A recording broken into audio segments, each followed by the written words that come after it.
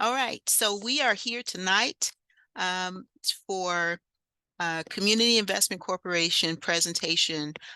Is Chicago Team Landlord or Team Tenant? Martin Luther King, Harold Washington, and Folded Maps. Our special guest tonight is Tanika Lewis Johnson, and we are very happy to have her here. Hopefully everyone can see. Can you just add a note to the chat to let me know that you can that everything's good, you can see the presentation. Just a brief note. So we are in webinar format. So I am unable to see or hear you, but I am able to read your comments in the chat, and I do hope that you will share those with us as we go. Feel free to, add them as we go, and then we'll get to a certain point where we'll go ahead and start answering those questions. Okay, so we'll start tonight with our welcome and introduction, and that's what we're doing now. Then we'll do a little bit about the overview, an overview of the history of Chicago and its role in fair housing. Then we'll hand it over to Tanika Lewis Johnson, and she'll talk about her projects. I'm sure you're familiar with the Folded Maps project, also Inequality for Sale and Unblocks Inglewood. Then we'll open up for a Q&A session because we want to hear your thoughts and your comments and reactions. Then we'll go to a call to action and some final thoughts. And then Tanika was kind enough to, gracious enough to give us a little bit more time. If we get to 7 and there's some still lingering questions, she's happy to stay on for a few more minutes. So we appreciate that. Okay. All right. So I am Erica Miles. I'm the Training and Technical Assistance Manager with Community Investment Corporation. And as it says there, I am an armchair Chicago history enthusiast. So I just enjoy studying and talking about Chicago history, but I will claim no certifications or anything like that. All right. What is Community Investment Corporation?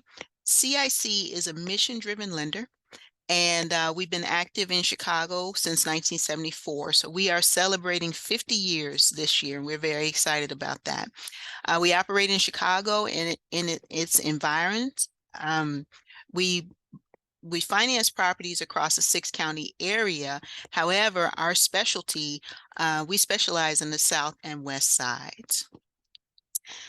We tend to work with borrowers who all the way from small family-owned businesses, independent operators with a handful of units, all the way up to experienced developers who have, a few thousand units.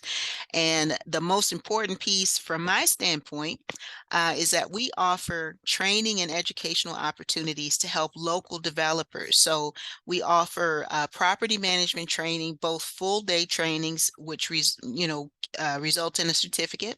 And we also have single subject training. And we are happy to share a little bit more information with you about that in a bit. Our very special guest today that I'm really, as I said, really happy to be able to spend this time in conversation with Tanika Lewis Johnson. She has a list of accomplishments, and that list continues to grow. You see some of the things here. She's best known as the creator of the Folded Map project, which she's going to talk about a little bit more. But in addition to that, she's also the 2022 Landmarks Illinois Influencer. She's a member of the Cultural Advisory Council of DCASE, Department of Cultural Affairs and Special Events. I'm also excited to say that she just finished an artist in residency in Paris, which is, that's pretty cool. And if you were reading your Chicago Tribune 2 Sundays ago, January 7th, you would have seen her work featured in the Life section. So I will be happy to welcome her in just a bit. First, couple disclaimers. The first one, the views and opinions expressed in this program are those of the speaker and do not necessarily reflect the views or positions of the entities represented. That's standard. However, I will also say this presentation covers a range of topics, and we are aware of that. And basically, we are trying to create or generate more questions than we're answering. So really, the point of this is more to stimulate thought. Just an example, some of the things we talk about are the history of Chicago, the Chicago Residential Landlord Tenant Ordinance, Community and Reinvestment Act, and things like that. So it's more just to kind of get things going, get the conversation started. So basically, our conversation today is going to be as wide as the ocean and as deep as a puddle. So, what we definitely encourage is more the idea of using this as a springboard, using this conversation as a springboard to jump into some independent research and find out more about some of the topics that we discuss. I'm going to stop sharing for just a minute to see if there are any questions. Okay, I don't see any questions in the chat, so I guess I will keep going. Okay, just a minute.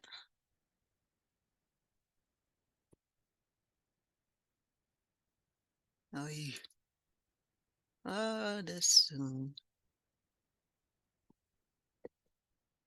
I am so sorry. It advanced too far. Okay. All right, I'm going to share again.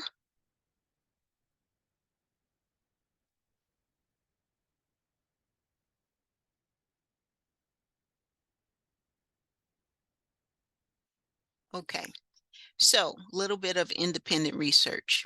So, what was the impetus, the idea to start this conversation? Basically, I became a rental property owner, and as a young owner, I had questions about some of the rules and the guidelines that I was required to follow. They were confusing to me. They felt kind of punitive, and honestly, I didn't understand the basis for some of them. I came to learn about the Chicago Residential Landlord Tenant Ordinance, which is basically the Bible of all the rules that you have to follow as a landlord.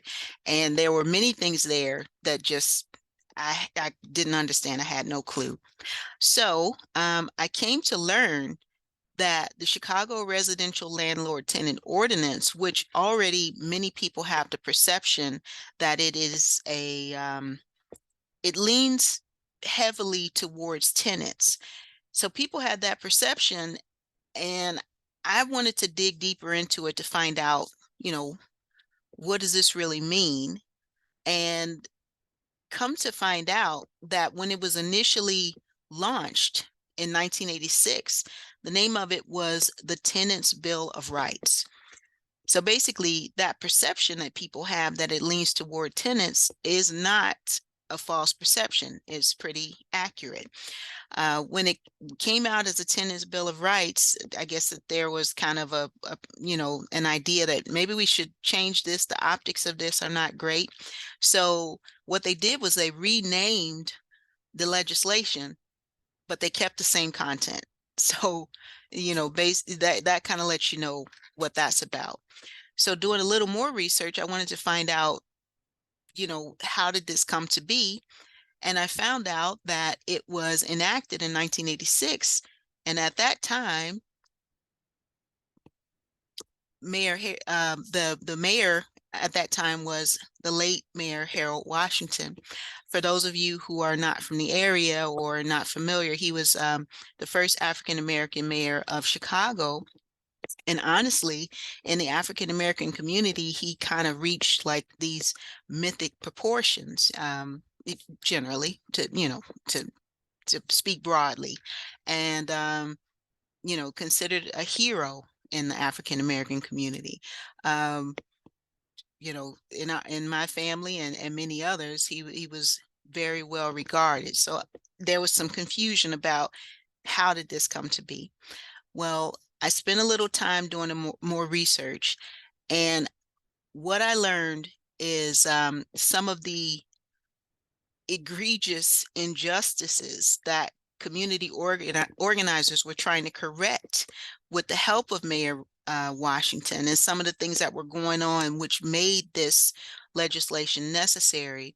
And I also learned that the foundation of these efforts went back to Dr. King's efforts in Chicago and even before. So let's talk very briefly about the history of Chicago. So Chicago uh, was founded in 1837 as a city, and it grew very quickly because it was a hub for railroads, and eventually it also became a hub for water transport. Because of this, at a certain point, Chicago became not just the fastest growing city in the country, not just the fastest growing city in the world.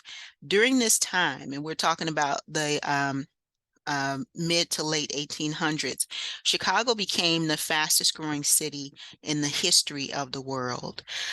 Due to this growth involved people coming from many different places, immigrants from other countries, as well as eventually, a little bit later in time, people from other parts of the United States started to pour into Chicago.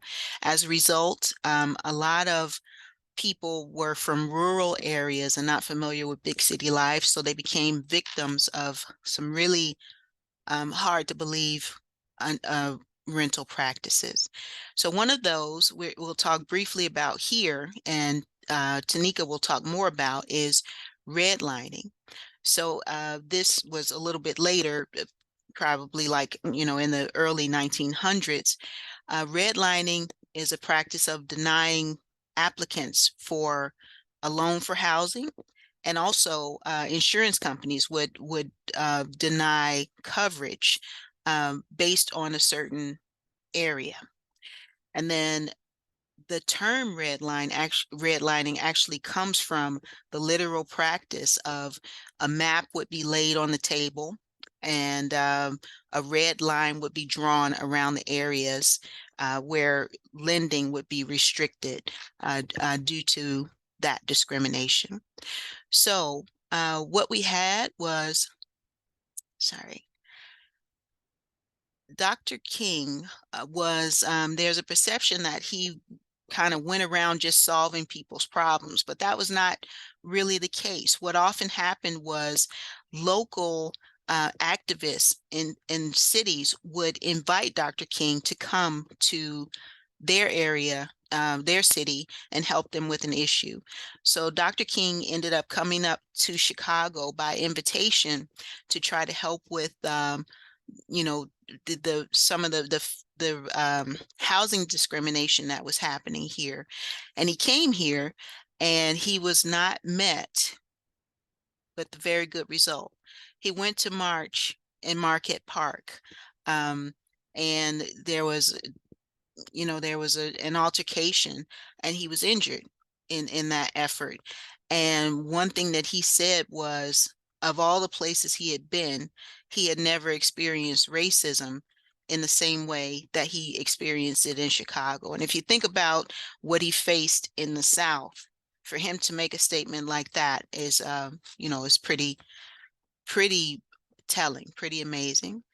So he helped, in 1966, 1967, there was a lot of efforts toward fair housing. However, those efforts were not successful. And uh, eventually, in 1968, the Fair Housing Act was passed. So the Fair Housing Act was part of the Civil Rights Act, and it made it unlawful for lenders to discriminate. And you see there some of the protected classes that it talked about. So one thing I want you to notice is the date when that act was passed. So it says there it was passed on April 11th, 1968. So if we think about the history, notice the dates.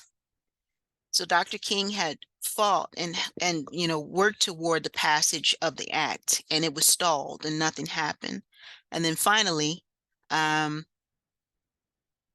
it was passed on April 11th, but we know from history that Dr. King was assassinated on April 4th. So I guess, I'll let you draw your own conclusions about that, but some people have speculated that it was kind of the passage of it was a way to kind of mollify people in the wake of Dr. King's assassination, as many parts of the country were going up in flames due to riots and things like that. So it was kind of a way to mollify people, as some people say. So you pass a law, you solve a problem, right? Well, I don't know. Let's take a look at popular culture and see, you know, what's going on there. So if we think about, you might remember the song, That's Just the Way It Is, Changes, Bruce Hornsby and Tupac. And they mentioned the lyrics of the song say, and this was released in 1998. The lyrics say they passed a law in 64 to give those who ain't got a little more, but it only goes so far.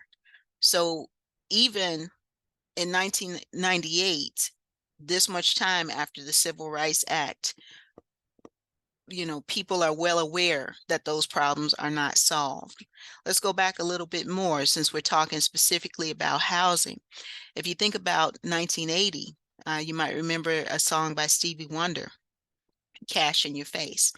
And it talks about a young couple who's going to look for housing. They're going to rent an apartment, and they're denied that access.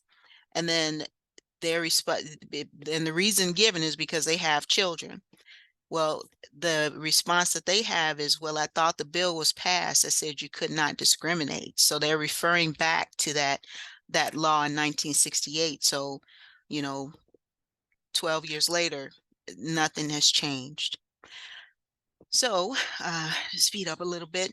In 1977, the Community Reinvestment Act was passed. And this was basically, the laws were passed to allow people access to housing, but a lot of people felt that that was not enough.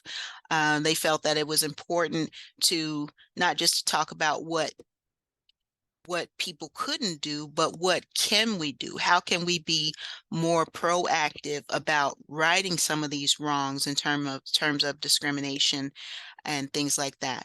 So the Reinvestment Act was kind of a reparative effort to repair some of the damage that was done by redlining and things like that.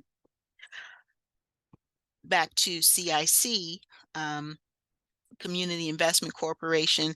It was actually established even before the Community Reinvestment Act was passed. And the efforts that we do here are to loan in those communities that were affected by redlining and different housing discrimination practices to try to correct some of those. And the purpose, the premise of CIC is that basically banks can work together and we can try to, not only address affordable housing issues, but, provide safe and secure homes by investing in certain regions. And just to wrap up, so we can move on to Tanika's presentation, if you are curious about those protected classes, some adjustments have been made over the years, but basically this is how it's laid out. At the federal level, and that's that law that was passed in 1968, the protected classes are that first list you see there. And then you also notice as you go from federal and, go from high level, the more local you get, the more protected classes come into play. So this is where we are now. So when we talk about these issues and how ingrained they are and the challenges that we face, it's a multi-prong, you need a multi-prong approach to address these different issues. You need laws and legislation, but you also need other ways to speak to people's minds and hearts, and try to find some resolutions. So I'll say again, I'm really excited to have Tanika Lewis Johnson here with us today, and she's going to talk about some of the things that happened since then and the state of things today. So Tanika, I'm going to stop sharing my screen and hand it over to you. Hi, everyone. Just so we can dive right into it and hopefully have a really wonderful conversation, I'm going to just start with sharing my screen and walk you through some of my projects that are attempting to amplify this history while also challenging us to creatively think of solutions. Let me go ahead. And it is my hope you can see my screen. Erica, let me know if it is a gray box. No gray box. I see a white screen with a gray grid behind. Okay. That's me. That's Okay. me. Okay. Perfect, because sometimes the actual Zoom box create some little gray box on there. So hi everyone, I'm Tonika Lewis Johnson. I want to talk to you a little bit about my current project and the projects in between, but I want to kind of ground you in my folded map project. And I'm actually going to go off camera so you won't have to focus on me and just look at the actual screen.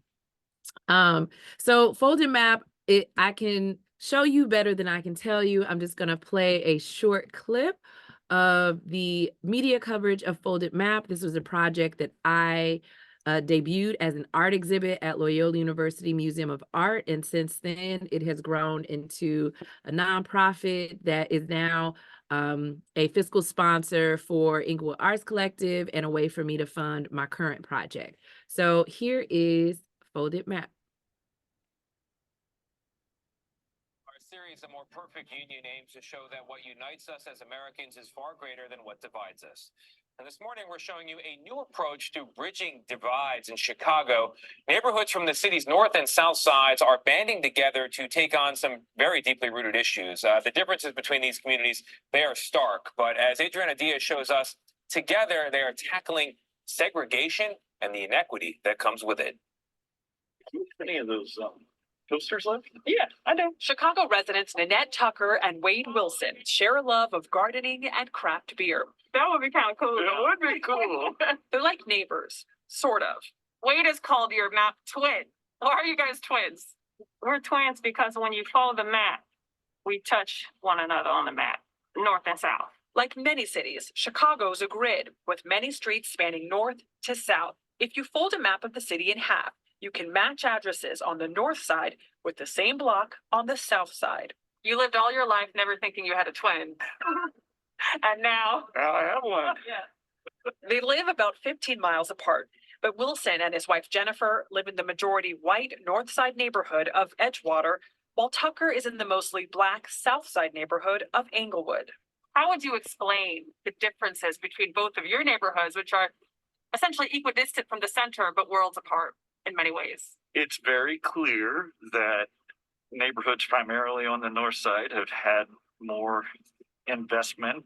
Everything from the street lighting to grocery stores and restaurants, it's plentiful on the north side, and it's not here. It's almost like you feel a light come on at a certain spot when you're going north. And when you're coming back south, you can feel the gloom that's upon us in Englewood. Curiosity. They met through Tonika Lewis Johnson, a social justice artist who grew up in Englewood, a community often in the news. Two mass shootings Shot in the head this drive-by shooting claims the life of a 15-year-old boy in West Englewood. Lewis Johnson created the Folded Map Project, which includes this film, to change the conversation. She contrasts how the same street, like Ashland Avenue, They look very different. looks on the north side The sidewalks, and the south side. the maintenance of the building, none of which have anything to do with gun violence. Only disinvestment. Chicago's segregation is due in part to racist policies like redlining, where banks would designate properties in minority areas, delineated in red, as too risky for mortgage lending, excluding Black Americans from a primary pathway of building wealth, homeownership. You have neighborhoods that are predominantly Black that have low home ownership as a result of the discriminatory practices. Businesses left, so you don't have a business corridor, so therefore you don't have jobs. And now the schools are starting to fail because they aren't properly funded. Her solution, bring the North and the South together with map twins. It can feel so overwhelming to try to take on systemic racism, but you have found a way to almost chip away at it one person at a time, one pair at a time. Yes. Let's use segregation as the actual thing that can connect us. In her project, she doesn't shy away from uncomfortable truths. How much was your home? It was $61,000. And how much was your home? $535,000. You asked Wade and Annette what they each paid for their house. You know, it felt a little awkward. I think the awkwardness helps people understand how we're all participating in this system that was created before us. And it doesn't truly reflect how we want to connect with each other today. Frankly, we're privileged. And it's hard to sit next to a friend who hasn't enjoyed that privilege. We realize that there's an opportunity to actually do something. Wilson and Tucker are doing something together. 3 years after they met through the Folded Map Project, with others, they created Englewood Renaissance,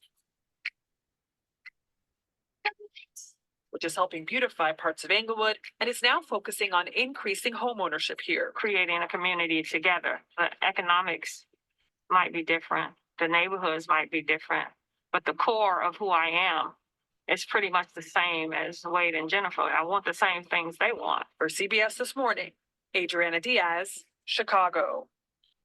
This is such an important story. Yes. It's such an important story. You have the same street and the different economic values and why that's happened. And The difference in the numbers, Anthony, Yeah. 61,000 versus 500,000 Yeah. plus. But it's a perfect example to show that story on the same day that we did the 110 project. Yes. Because it shows you that it starts there. Yes. And that's why this disparity and pointing out the disparity, because I know there are many white people look and say, well, I don't have the privilege either. This is not It's ancient. the- It Go shows ahead. it's not ancient history. No, The legacy of these practices from the mid-century are with us today, and they will continue to be with us because the value of these homes is the value of these homes. Yeah. So that is Folded Map. If you are interested to learn about the origin of the project, how I came to create this project, you can use this QR code.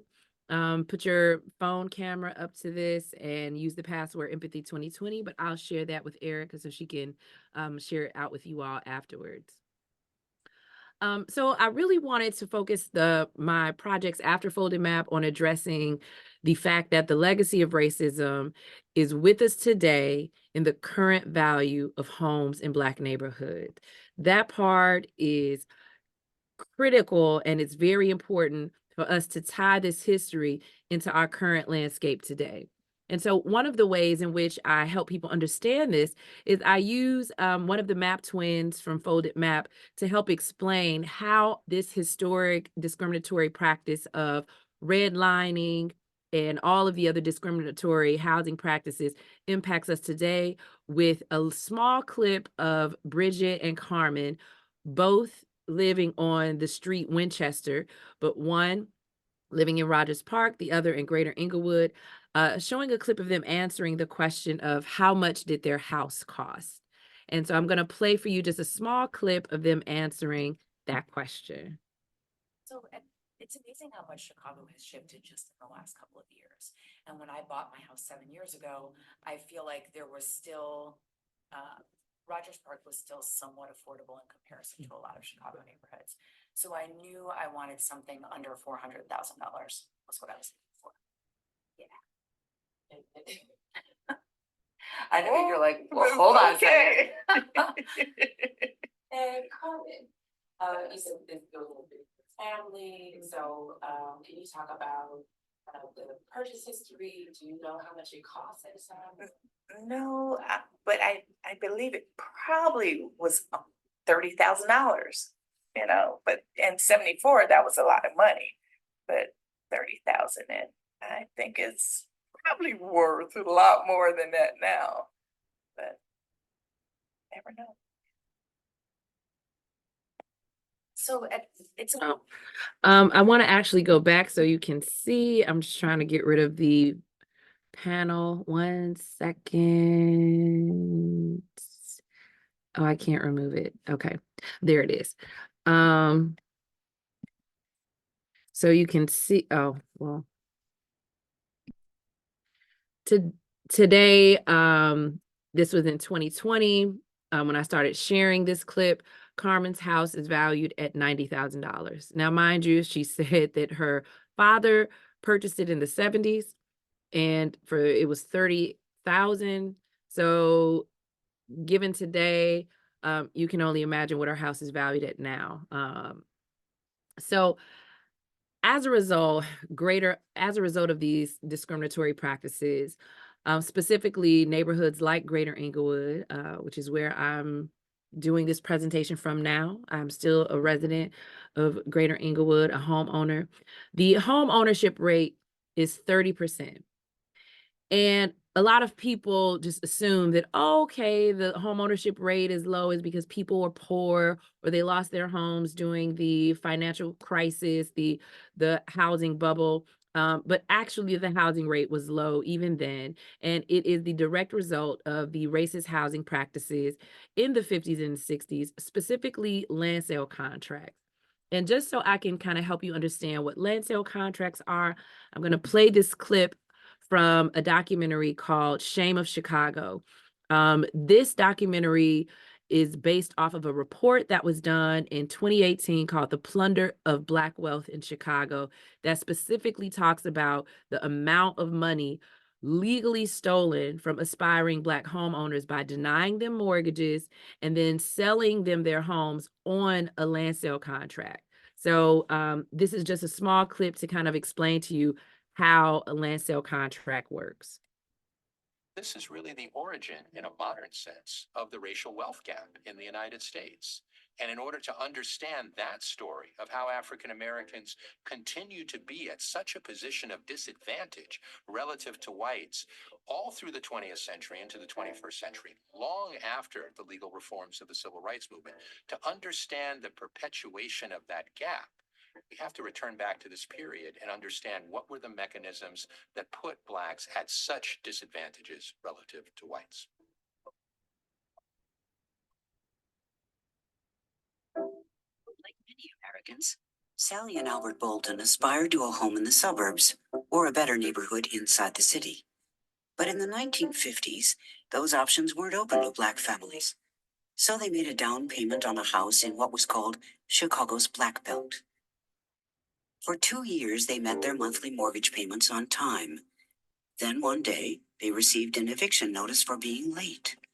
One time on one payment. That was when they went to see my father. Mark Satter was an attorney who lived in the racially changing neighborhood, North Lawndale. What they asked of him was just to slow down the eviction. They said, we only missed one payment. Like, we think we could pull this together. And if you could give us some time, we could keep it. Reviewing the Boltons' papers, Sutter was surprised to see that they had paid 3 times what the seller had paid for it. In fact, he explained to the Boltons, this isn't a mortgage, it's a rent-to-own installment contract. And the man who drew it up, Jay Goran, he's the real owner. After hearing this, they said we were misled in too many ways, and we want to sue him, and we want to stop this. As Satter prepared his case, he learned that the Boltons were not alone. And he realizes that throughout the south and west sides of the city, there are brokers who control large numbers of property, and they're all selling on contract, and they're all selling it at these huge markups. And he realizes this is horrifically dangerous. This was the way systems worked. It was a scheme by which someone, could go into a community and take one house and effectively turn it over and over and over and over again. You wanted to evict people. There was incentive to evict people. Evictions? Contracts? Why? Satter asked himself. What's happening here? Home ownership is the basis of a happy, contented family life. And now, through the use of a National Housing Act insured mortgage, is brought within the reach of all citizens on a monthly payment plan no greater than rent. And that's how it works. Say the price of the home you want to buy is $15,000. You make a down payment of $2,000 and the bank lends you the balance, which you pay off at $110 a month for the next 25 years. Part of your payment goes for interest. That's what the bank charges for loaning you the money. The rest pays down your loan. That's your share of the house. With every monthly payment, your share of the house grows. That's called equity. What if you decide to move? You simply sell the house and keep your share. And if the house increases in value, you keep that too. This is how America's building its middle class, and individual families are building wealth, their financial nest eggs. I know. That's how I bought my house. But that's not how Black people are treated. Let me show you. It starts with speculators, also called blockbusters. They go into a white neighborhood and knock on doors, telling white homeowners that the blacks are coming. The blacks are coming. Better sell now because the value of your house is going to drop if you don't. I can see your house is worth $15,000, but I'll give you $14,000. Scared, the white homeowner sells. Within days, the speculator hikes the price of the house and sells it to a black family for $27,000. The buyer makes a down payment of $2,000, is obligated to make payments of $252 a month. So why would anyone buy a house at such a high markup? Because white-owned banks refuse to make loans to blacks, especially if they want to move into a white neighborhood. Desperate for a home and having no other options, they go to the speculator. The speculator draws up a contract. You think it's a mortgage, but it's not. A contract doesn't include equity until it's paid off in full. Nada. Nothing. No equity. See, it's right there in the small print. Just check the box and sign your name to agree. So what if you want to move after living in the house for, say, 10 or 15 years? You lose everything. Remember, you don't have equity. You don't have a nest egg to borrow against for your child's education, to make home repairs or pay for medical emergencies. And like the Bolton family, you miss one payment and you're evicted. There's incentive to evict the buyer so the speculator can keep all the money the family has paid and then resell the house to another buyer. Since the Boltons came to me, I've seen court records of hundreds of evictions on this model. Families on both sides are being built so that the speculators make a fortune buying low from whites and selling high to blacks. Federally insured mortgages to whites, price gouging contracts to blacks. Do you see what this is going to do to Chicago's black families and its neighborhoods? And just to have you all understand the impact of land sale contracts on aspiring black homeowners, it really does trickle down into aspiring black homeowners and then being locked out of the home ownership, and remaining renters.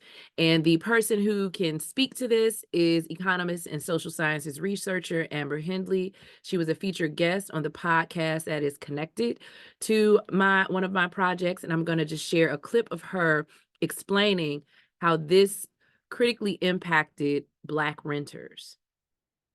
About $3.4 to $4.3 billion in today's dollars was legally and unjustly stolen from the Black community through contract selling. And I always want to point out that that's a totally low conservative number. The issue in and of itself was not contract selling, it was redlining. And redlining took money from us through contract selling, and we got a calculation for that. But it also took an additional surplus through the rental market, because some people weren't even doing, like some people that would have owned but couldn't get a mortgage, they weren't fooling with the contract because they didn't know what that was. So they just kept renting. But they could have afforded to buy at that time if things had been fair and they had been given mortgages at reasonable interest rates. So I argue that redlining was the issue, contract selling was trash. Redlining was the issue. Redlining is the one that allowed contract selling, but also the rental market stole from Black folk too. So that cost for housing is, I'm just going to say in the trillions, highly speculative.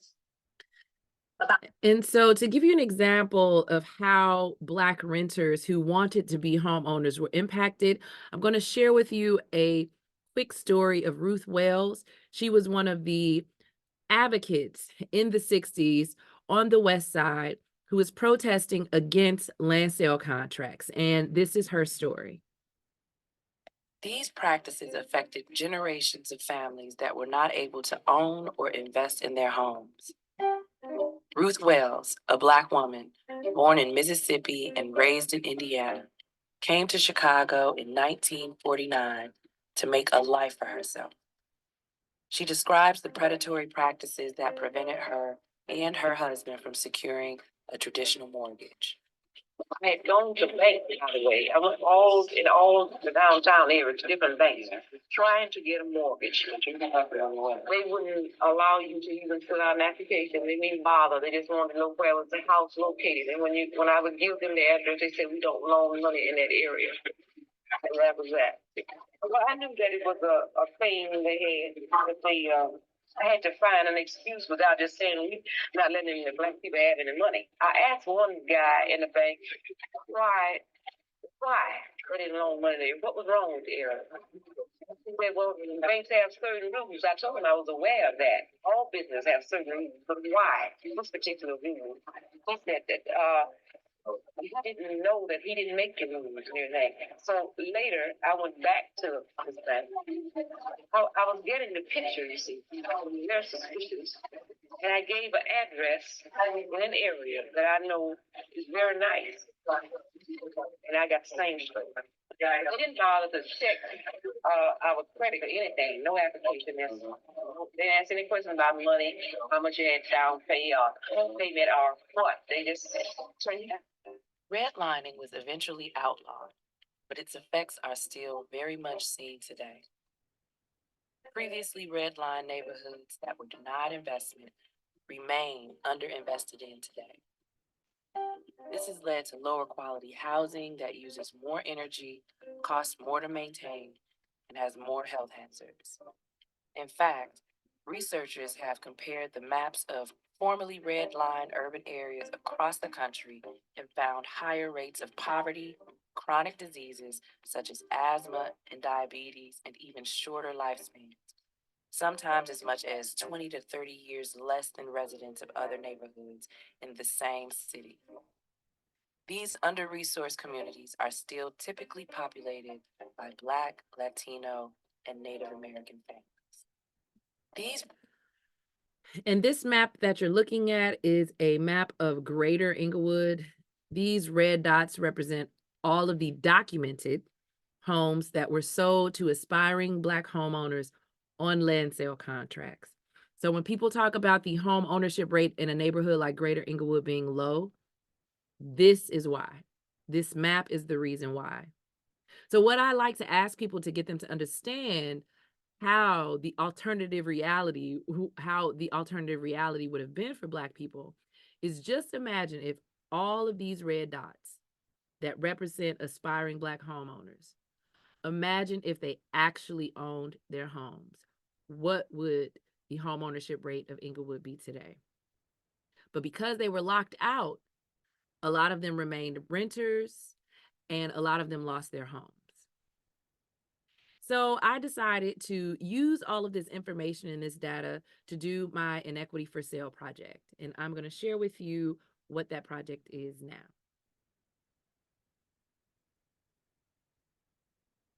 In the 1950s and 60s, fake mortgages gave the holder all the responsibilities of a homeowner, but only the power of a renter.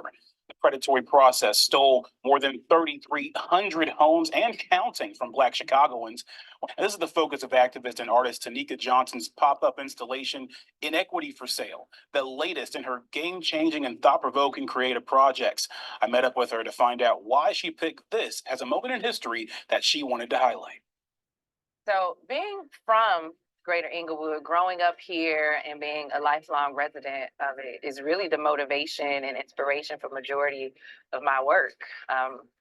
When you grow up in a neighborhood that has been historically disinvested in and you see how it impacts your personal life, it becomes the point of reference for a lot of my work. I had to travel outside of my neighborhood to obtain access to a lot of the artistic programs I was interested in. I went to high school on the north side because of the lower quality schools that were in the neighborhood as a result of disinvestment. So this issue has pretty much colored not only my life, but everybody who is from this neighborhood. But now you got this new product called Inequity for Sale, partnering with the National Museum of Public Housing. How did that ball get rolling? This report called The Plunder of Black Wealth came out, and it put a dollar amount on the money stolen from aspiring Black homeowners whose homes were sold to them on land sale contracts in the 50s and 60s. Greater Inglewood had gained the reputation of being like the poster child of everything wrong in Chicago, but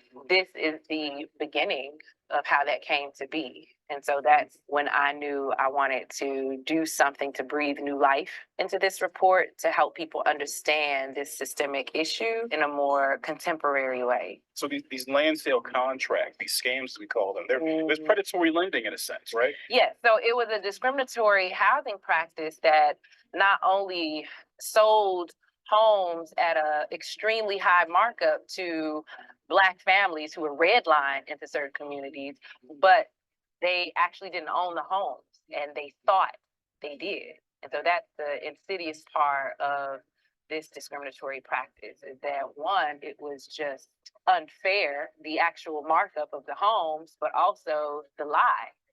They were lied to. They didn't have a mortgage and they were told that they did. So your project identifies and shows what homes here in Inglewood were impacted by that. So a lot of the homes that are in Inglewood now that are abandoned, a lot of the vacant lot, they were land sale contract properties. And so I view it as, you know, we're living amongst evidence of this crime, this hidden evidence, and we didn't know it. And when we wonder why our homes in this neighborhood have been devalued, have not appreciated in the way that other neighborhoods have, it's because of this history. So this project is identifying a collection of those land sale contract homes and putting land markers in front of them to acknowledge what happened here in this neighborhood and to memorialize the actual homeowners who were really pioneers.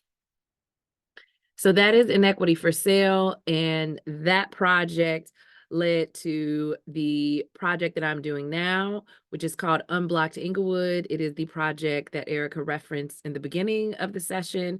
I am utilizing art funding dollars to actually repair homes connected to Inequity for Sale. And I partnered with Chicago Bungalow Association to do home repairs, and we have successfully repaired 14 units, and Daylon is one of them. His story represents a lot of our stories. He was basically gifted this building after his grandmother passed. However, it had significant home repairs that was needed, and he could not become a landlord because the rental unit at the top had so many repairs that was needed, including a new roof. And so through this project, we were able to provide Daylon with a new roof, new drywall, as well as enabling him to qualify for the free weatherization program, which a lot of Black homeowners are locked out of accessing that free program because you have to have a strong structure, and a lot of us are facing structural repairs such as a roof. And so I just want to share with you in closing some of the success of the program. We have rehabbed a total of 19 units, and we have used a total of $220,000 to do those repairs, and we're currently fundraising to do more. But I just want to share with you a small clip of Miss Justine, who is a landlord of a few of the units on this particular block, and this is her story. My name is Justine Mosley Steffens. I am not a resident of Inglewood, but I am an investor of Inglewood. I grew up in Inglewood. My mother moved in Inglewood with 9 children in 1958. I am now 75 years old. I started in real estate when I was 23 years of age. And it is something that I have a passion for due to the community. I feel that giving back to the community is a blessing that I'm able to do that is a blessing. And I am very proud of what I'm doing because I do have the residents, a lot of the residents of Inglewood that stepped in to say, let's do. And we're doing it. You know, so it was rough. So when we got involved with the Chicago Bungalow Association and the Unblock project, when we got involved with that, I didn't believe it. At first, I was kind of reluctant to get involved. And I said, no, I don't want to be bothered with that. Then when they told me that what the program consists of and how it would work, and I thought about the other homeowners on the block that could not do their work. They could not afford to do it. Then I said, why not? Let's get together and bring the block residents, tenants, owners, all together. 8 to 80, blind, cripple, or crazy. Let's bring them together and let's see what we can do. And it has been a success since then. Neighbors are coming out. It's not their paper on the ground, but they come out their doors and they're picking it up. They're cleaning their alleys. They're dumping their garbage properly in the proper containers. We're cutting down trees and weeds, and it's just marvelous to see how great thou art. So now I'm going to stop sharing so we can open up for conversation, any questions that you have. But hopefully this presentation and your questions will inspire you to remain hopeful. We need not only Black homeowners, but we need Black landlords because they are critical to allowing rent to remain affordable, and they also need help. So that is what my current project Unblocked is aimed to do, which is a continuation of all of the hard work, not only from the civil rights movement and the housing policies that have passed, spearheaded by Dr. Martin Luther King.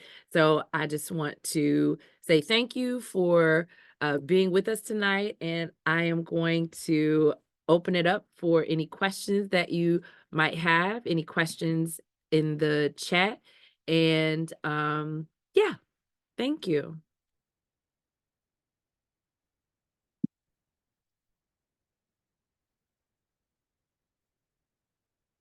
I see we don't have any questions right now, so I will move forward with sharing one way that you can get involved creatively, artistically, and as an advocate for your city through disrupting segregation, which is the foundation of all of the home ownership issues that we face.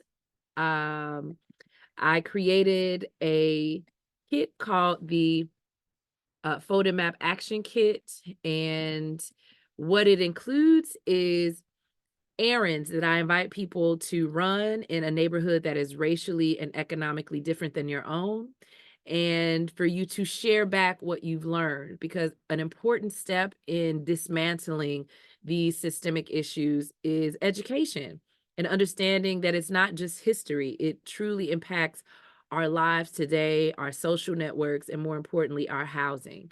And so I want to just share with you an initiative that I have going on called Disrupting Segregation. And I'm going to play for you just a short clip of my friend, fellow Black cultural advocate, Dilla, talking about our initiative. Yo, what's up? My name is Dilla, and I'm a Chicago historian. I live by the saying that everything dope about America comes from Chicago. While that's absolutely true, what's not dope about Chicago is segregation. We happen to be one of the most segregated cities in this country. We need to do something about that. And so that's why I partnered this month of September with the Office of Equity and Racial Justice. We partnered with Tanika Johnson and the Folded Map Project. We're going to be challenging you all to join us in being segregation disruptors. How? Well, this is what we want you to do. I want you to complete the Together We Heal Folded Map Action Kit. How to do that? Easy enough. You just need to follow these steps. And when you do that, you'll get your chance to take the greatest tour in Chicago with me, the dopest tour guide in the city. So here are the steps to get it done. 1, you need to download the kit. Number 2, you got to complete the action kit. You actually have to do it. Number 3, we want you to share your experiences. By doing so, that'll be number 4, and that's how you enter your name into the contest. And that's not all. We also have some of these dope badges that'll let everyone know in Chicago that you are doing your part to be a segregation disruptor. But remember, you got to complete the action kit before September 30th. So I want you to go to the website and get started. I look forward to seeing you on the bus. And remember, everything dope about America comes from Chicago, the greatest city on earth. Now, obviously, it's well past September 30th. We've extended the competition. So this is just something that you can do that will hopefully encourage you to go visit another neighborhood that's racially and economically different and run errands. That is the best way to get to know another neighborhood. You can run errands in the action kit that include going to buy an organic apple, go buy lotion, go buy detergent. A lot of Black South and West Siders understand how different that experience is. It's crazy how segregation has impacted the difference in just buying detergent, going to visit a local library. All of these errands are specifically created to help people understand the way that different sectors of our city invest and disinvest in neighborhoods. So with that being said, I'm just going to take a look at the chat to see if there are any questions. And if there isn't, So Tanika, it's saying that you're the host now, so it won't let me turn on my camera. Oh, how do I? Oh. But while you take a look at that, I am able to share my screen. So there's one last thing I want to share with people as we kind of wrap up. So I'm going to share that. And let's talk about, while we wait to see if any questions show up, talk about what we hope to gain from this conversation. So basically, there were a number of objectives that I had for putting this together. And one is just for us to understand, the history of what it means to be a resident in Chicago and how that experience can be different for different people. And what does that mean? Also, specifically, I wanted to help property owners to have a deeper understanding of, the different the origin of the different laws and legislation and the different elements that affect how they run their businesses. And finally, I want to recognize not just the challenges, but the opportunities for today's independent developers of color. Historically speaking, from a time when we had trouble even just being homeowners, I want to think about how far we've come now to where more and more investors of color are, buying in the neighborhoods where we live. And now thinking about being subject to the laws that were created, that is actually a beautiful thing. I mean, is the glass half full or half empty? The fact that now we are in the position to be owners and to, turn around and to create better experiences for people. Okay, so we do have a question in the chat from Jack. I do want to just share my small knowledge of this, not only from the point of view of a researcher and artist who lives in Inglewood, but also as a home. Can you repeat the question? Yes. Jack asked, is it difficult to get financing to buy or rehab a home in Inglewood? What is the major issue today to attract new homeowners? Well, one, there's several. First of all, it's hard in general for Black people to get financed, not only to purchase a home, but specifically rehab. There are many reports that have kind of demonstrated this unfortunate fact. More recently, it has become public that Chase Bank actually had less approval rates for Black aspiring homeowners in neighborhoods like Inglewood in the city of Chicago. in addition to the housing stock, because of the deterioration of homes, it costs a lot of money to repair and rehab these beautiful brick structures. And you all are very aware of the cost of materials. And once you compound that with the difficulty it is for individuals to get not only a home loan, but a rehab loan, it just makes it nearly impossible. So the housing stock in Inglewood is in dire need of rehab. So it requires that developers approach becoming developers in Inglewood without necessarily trying to have a huge profit. It really is a passion project, and ultimately for the greater good of the city if you were to develop and rehab homes in Greater Inglewood. In addition to that, there isn't a lot of help for existing homeowners. The 30% home ownership rate that I mentioned, those are all individuals who, if they had lost their homes, all of the schools would be closed in Greater Inglewood. There would literally be nothing left of the neighborhood. And Greater Inglewood is a microcosm of other Black neighborhoods. So there is a challenge in regards to that. So we really do need policies and programs that can support existing homeowners. Because as we try to create new homeowners, what good is that if the existing homeowners are losing their homes? So in order to kind of break that cycle, there does need to be some programs and policies instituted by lending institutions and hopefully formally our municipal entities, our mayor, to actually create less stringent criteria for for Black homeowners to get access to repair loans. And it's very challenging for that because of devaluation of the neighborhood. You can't take out a loan that's a certain percentage of what the value of the house is, but oftentimes we all know the cost of what it takes to repair a roof or significant plumbing damage. So those are some of the issues that are facing neighborhoods like Greater Inglewood. And to answer Jack's question, yes, it is difficult. And then also Jack added another comment: it's part of the solution, a major billion-dollar federal yes. So one of Wait, my I'm sorry, just in case, since audience members can't see it. Oh, I'm not yes, sure let if me they can. repeat. Yes. So Jack's follow-up response was, is part of the solution a major billion-dollar federal reparations bill to jumpstart the rebirth of Inglewood and other South and West Side neighborhoods? And the answer is yes.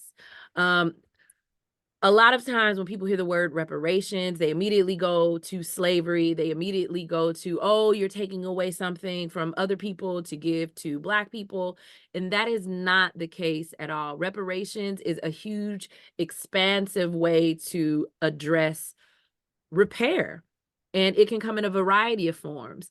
And reparations is one of the goals of the body of my work, to serve as an example of how Chicago should be a city that embraces a reparations program. But until then, there are actual things we can do to help prevent the continuation of these disparities. And reparations will just address the repair for what has been done. But to prevent the continuation of all of these problems, we have to have policies and programs instituted by lending institutions. And so the answer is yes.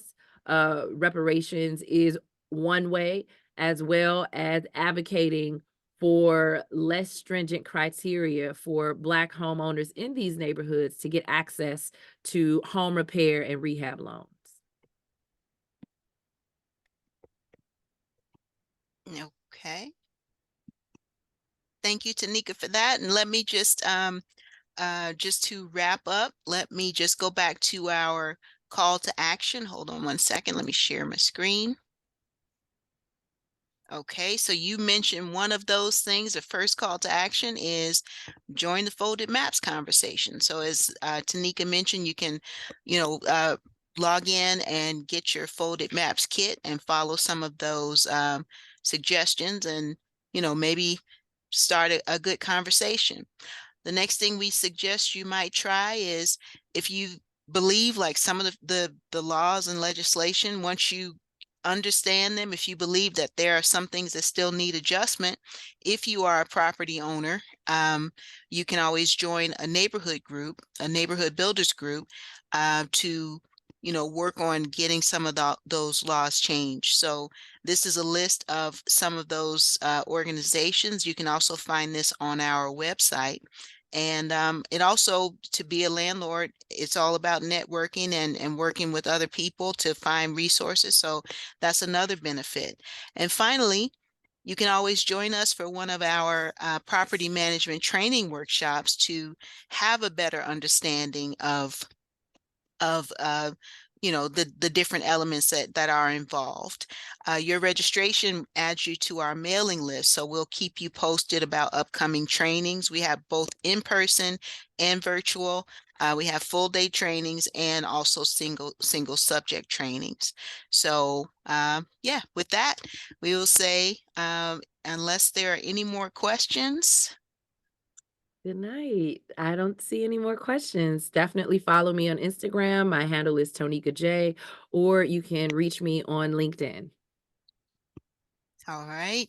Thank you so much for joining us tonight, Tonika. It's been a great conversation. I learned a lot, and I'm so glad that we had this opportunity to talk. Thank you to everyone for joining us. Stay warm out there, and we hope to see you soon.